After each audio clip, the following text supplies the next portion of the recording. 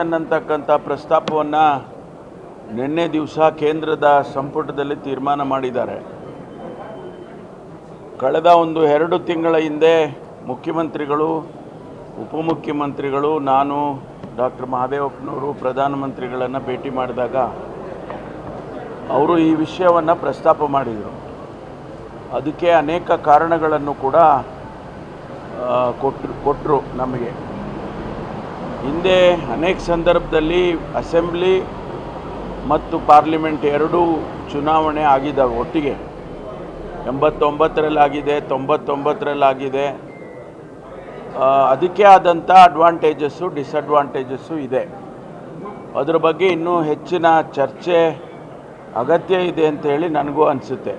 ಅದಕ್ಕೆ ಮೊದಲು ಏನು ಸೆನ್ಸಸ್ ಮಾಡ್ಕೋಬೇಕು, ಈ ದೇಶದ ಜನಸಂಖ್ಯೆ ಎಷ್ಟಿದೆ ಮತ್ತು ಯಾರು ಮತದಾರರಿದ್ದಾರೆ ಅನ್ನೋದನ್ನು ಗುರುತು ಹಚ್ಚಬೇಕಾದಂಥ ಕೆಲಸ ಆಗಬೇಕಾಗಿದೆ.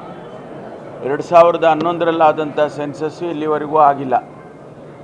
ಯಾವುದೇ ತೀರ್ಮಾನಗಳಿಗೆ, ಅದು ಎಕನಾಮಿಕ್ ಆಸ್ಪೆಕ್ಟ್ಸ್ ಇರ್ಬೋದು, ಡೆವಲಪ್ಮೆಂಟಲ್ ಆಸ್ಪೆಕ್ಟ್ಸ್ ಇರ್ಬೋದು, ಅದಕ್ಕೆ ಸರ್ವೆ ಭಾಳ ಅಗತ್ಯ ಇದೆ, ಇದು ಸೆನ್ಸಸ್ ಭಾಳ ಅಗತ್ಯ ಇದೆ ಅಂತೇಳಿ ಅನಿಸುತ್ತೆ. ಯಾಕೆಂದರೆ ಸರ್ವೆ ರಿಪೋರ್ಟ್ಗಳನ್ನು ಅಧಿಕೃತವಾಗಿ ಕಾನೂನಾತ್ಮಕವಾಗಿ ತಗೊಳ್ಳೋದಿಲ್ಲ, ಸೆನ್ಸಸ್ಸನ್ನು ಮಾತ್ರ ತಗೊಳ್ತಾರೆ. ಹಾಗಾಗಿ ಸೆನ್ಸಸ್ ಅಗತ್ಯ ಇದೆ.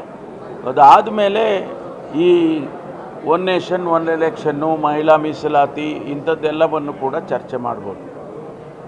ಮಂಗಳೂರು ಜೈಲಿನಲ್ಲಿ ಸರ್ ಆರೋಪಿ ವಿದ್ಯಾರ್ಥಿಗಳಿಗೆ ಜೈಲಲ್ಲೇ ಡ್ರಗ್ಸ್ ಕೊಟ್ಟು ಹಲ್ಲೆ ಮಾಡಿದ್ದಾರೆ. ಗುಪ್ತಾಂಗ ಜಾಮೀನು ತಗೊಂಡು ಹಾಸ್ಪಿಟಲಲ್ಲಿ ಟ್ರೀಟ್ಮೆಂಟ್ ತಗೋತಾ ಇದ್ದಾರೆ. ಜೈಲಿನಲ್ಲಿ ಏನು ಸರ್ ಇಷ್ಟು ಅವ್ಯವಸ್ಥೆ? ಇಲ್ಲ, ನಾನೀಗ ಜೈಲಿನ ಅಡ್ಮಿನಿಸ್ಟ್ರೇಷನನ್ನೇ ರಿವ್ಯಾಂಪ್ ಮಾಡ್ತಾ ಇದ್ದೇನೆ. ಈಗಾಗಲೇ ನಾವು ಮಾಡರ್ನೈಸೇಷನ್ ಮಾಡೋದಕ್ಕೆ ಈ ಹೊಸ ಕ್ಯಾಮ್ರಾಗಳು, ಆರ್ಟಿಫಿಷಿಯಲ್ ಇಂಟೆಲಿಜೆನ್ಸ್ ಕ್ಯಾಮ್ರಾಗಳು ಎಲ್ಲ ಹಾಕೋದಕ್ಕೆ ಎಲ್ಲ ಹಣ ಮಂಜೂರು ಮಾಡಿದ್ದೇವೆ. ಅದೆಲ್ಲವನ್ನು ಸೇರಿ ಒಟ್ಟಾರೆ ಜೈಲಿನ ರಿವ್ಯೂ ಮಾಡಿ ಅದನ್ನು ಅಡ್ಮಿನಿಸ್ಟ್ರೇಷನನ್ನು ರಿವ್ಯಾಂಪ್ ಮಾಡೋದಕ್ಕೆ ಕ್ರಮ ತಗೊಳ್ತೀನಿ.